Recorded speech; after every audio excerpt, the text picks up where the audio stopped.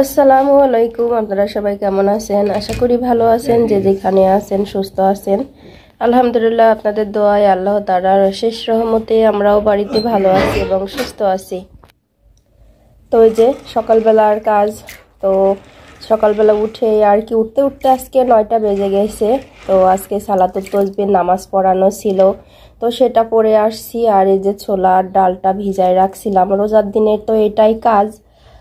তো রোজার দিনে এই বাড়তি কাজটা দেখতে দেখতে আজ 16টা রোজা হয়ে গেল, আর মাত্র 14টা হবে কি 13টা হবে এখনো ঠিক নাই।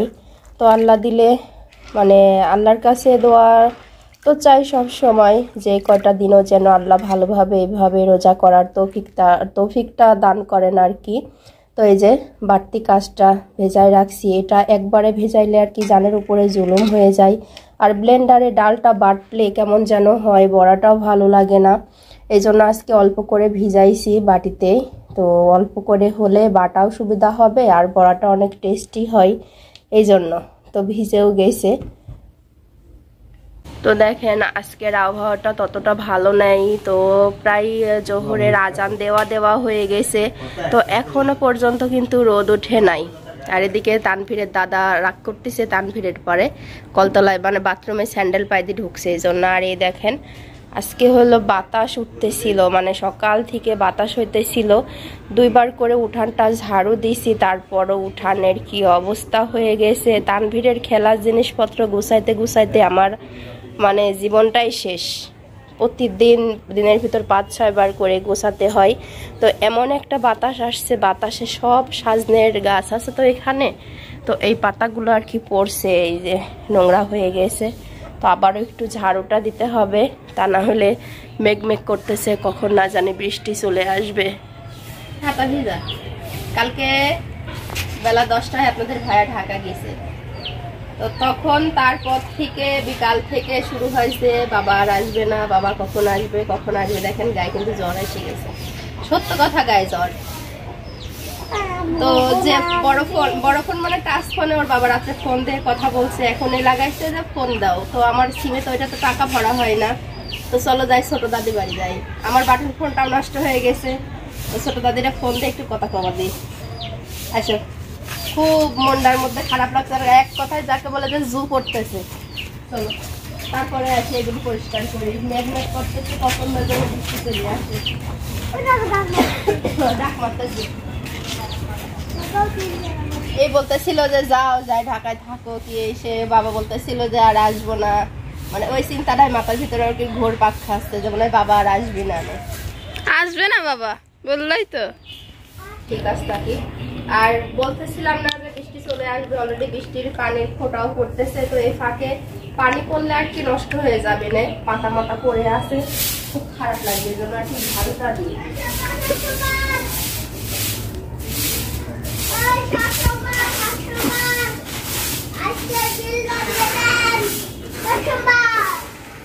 বৃষ্টির পানি সেই ঠান্ডা কোনে বাবা, এই বৃষ্টির পানি যে গোসল করে তারই জ্বর আসবে। এক কাজ করো, বাবার এই স্যান্ডেলটা ঘরে নিয়ে যায় থাও।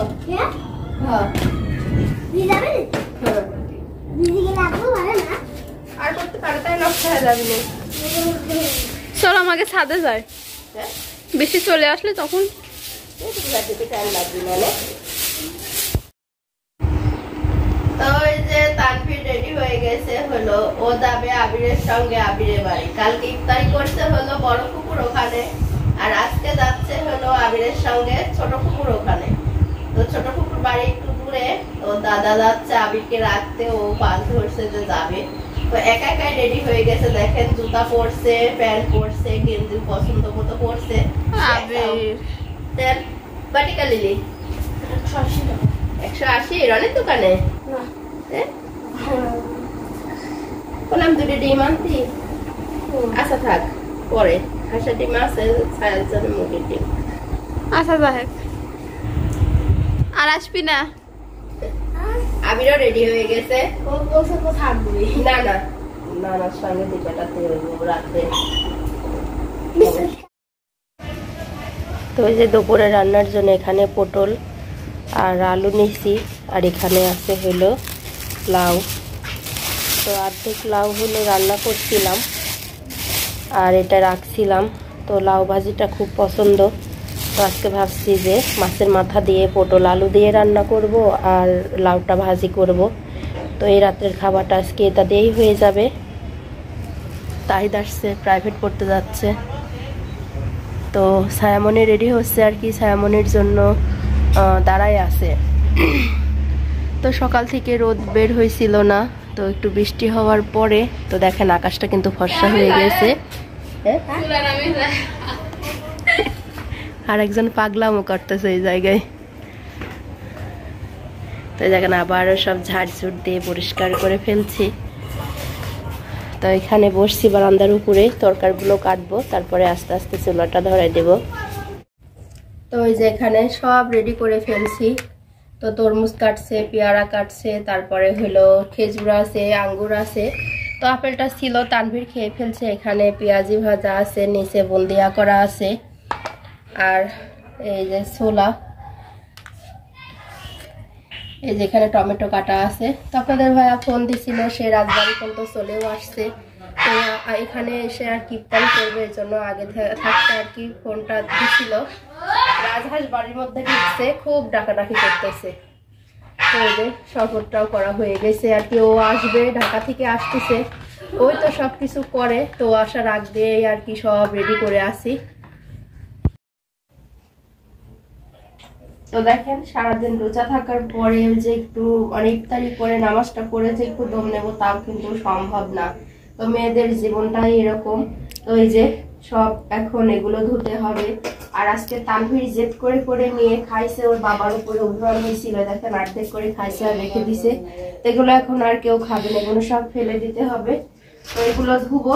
আর আজকে তো রান্না করছি, সেটা তো আপনাদের সঙ্গে শেয়ার করা হয় নাই। একটু আগে আসো, তো এটা পরে দেখাই। এটা হলো আজকের সিক্রেট আছে।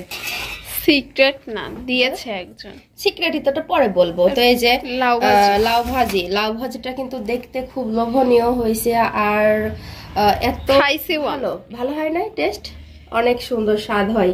আর লাউ ভাজি দিয়ে রোজার পরে ভাত খাইতে যে কি মজা, আপনারা না খাইলে বুঝতেই পারবেন না। আর এই যে এখানে তরকারিটা রান্না করে রাখছি, এটা হলো পাঙাশ মাছের মাথা দিয়ে পটল আর আলু ভেজে রান্না করছি। এটার কালারটা কিন্তু অনেক ভালো আসছে। তো আজকের এই রাত্রের তরকারি হলো এটা। তো এটা দিয়েই হয়ে যাবে। আর আজকে মনে হচ্ছিল যে মানে মনটার মধ্যে চাচ্ছিল যে অন্য কারোর হাতের কোনো কিছু খাইতে পারলে অনেকটা ভালো লাগতো। তো আসলেও যেটা মনে চায় সেটা আল্লাহ হয়তো বা মনের মধ্যে দিছে, আবার সে আল্লাহ রিজিকটা দিয়ে দিছে। তো এই যে দেখেন এখানে কচু শাক ঘাটি। এটা কিন্তু এখন চৈত মাস, তো চারিদিকে রোদে ফাটানো রোদ পড়ে, পানি নাই, তারপরও কচু শাক কিন্তু পাওয়া যায় না। তো আজকে পাখির মা আমার বড় যা বাহিরে, ওখানে আমি ইফতারের জাস্ট মনে হয় 10 মিনিট আগে, 10 মিনিট কি 7 মিনিট, আপনাদের ভাইয়া আসার কথা ছিল, বলছিল আগে ফোনে। তো তানভীর রাস্তার উপরে যে দাঁড়াচ্ছিল, তো আমি ওখানে যা দাঁড়াই আছি, এমন সময় বড় যা তানভীরকে ডেকে বলতেছিল যে তান্নু একটা বাটি নিয়ে আসো। আমি হয়তো ভাবছি হয়তো ইফতারি দিবে। তো এখন দেখছি যে কচু শাক ঘাটি পাঠাইছে। তো এমনি তো শাক আমাদের খুব পছন্দ, যেই শাক রান্না করুক না কিন্তু আমরা কিন্তু সবাই দিয়েই খাই। আর তারপরেও কচু শাক ঘাটি বলে কথা রোজা মুখে, তো আসলে খাইতে ইচ্ছে করতেছিল। তো এখন এই কচু ঘাটিটা দিয়ে, এই কচু শাক ঘাটিটা দিয়ে আর কি ভাতটা খাবো। তো যেগুলো আমি রান্না করছি আসলে সারাদিন পরে নিজের হাতে রান্না করে খাইতে অতটাও ভালো লাগে না, তারপরও ইফতারি করে পেটে ক্ষুধা থাকে, খাওয়াটা তো লাগবেই। একটু পর হলেও তারাবি পরে উঠে তারপর আমরা সবাই ভাত খাই। কিন্তু আজকে শাকঘাটির জন্য তার আগেই ভাতটা খেয়ে ফেলবো। এই ঘরে অন্ধকার, যেহেতু আমার এই ঘরের বাল্বটা ভালো না, চলো রুমে যাই। তারপর ওই ঘরে কথা আসতেছে, তোরা ফেলেই করছে।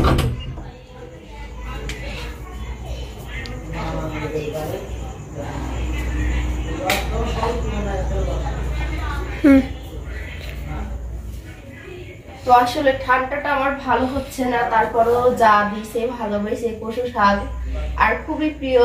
তো এটা দিয়ে ভাতটা খাবো এখন। তার আগে ঠান্ডা খাবো কিনা ভাবতেছি, না অতটা না খাইলে অল্প একটু তো খাবো। আজকে ভিডিওটি এ পর্যন্তই। আমার কেমন লাগলো ভিডিওটি, পুরো ভিডিওটি অবশ্যই দেখবেন, দেখে কেমন লাগলো সেটা জানাবেন। তো সবাই ভালো থাকবেন, সুস্থ থাকবেন। আল্লাহ হাফেজ।